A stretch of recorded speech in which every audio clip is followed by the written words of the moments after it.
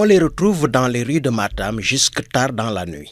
On l'avoue, ils sont dans des conditions très précaires. Madame Dramé Bani Touré, directrice régionale de la famille à Matam.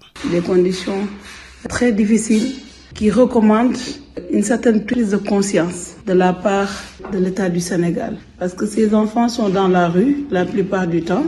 Également, parmi eux, nous voyons beaucoup d'enfants mendiants qui sont dans une pauvreté, c'est crucial. Il y en a aussi qui tentent de fuguer. Il leur arrive aussi de subir des sévices corporels. Il ne passe pas un jour ou bien 2 jours sans pour autant que nous soyons témoins des situations assez désolantes.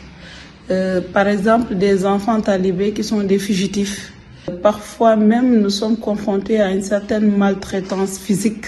La sensibilisation auprès des maîtres coraniques est souvent initiée. Avec l'accompagnement surtout de l'AMO, nous essayons d'abord de faire une prise de conscience par rapport au marabout qui a en charge leur éducation pour lui rappeler les droits de l'enfant. Madame Dramé déplore aussi un manque de moyens pour une meilleure suivi des talibés. Parfois, nous essayons de les recueillir, mais malheureusement ici dans la région de Matam, il n'y a pas un centre d'accueil pour ces enfants. La région de Matam, c'est un foyer religieux donc qui accueille non seulement des enfants sénégalais, mais également étrangers qui sont là. Donc nous avons en tout cas un nombre assez important et malheureusement, nous n'avons pas assez d'équipements, mais également assez de personnel, surtout formés pour pouvoir faire ce suivi. En attendant, les autorités chargées de la protection de l'enfant sont appuyées par les Badjanougor, des femmes qui s'occupent des talibés appelés aussi Ndeyou Dara, et d'autres bonnes volontés. Matam Bassirou Kane, Radio Sénégal.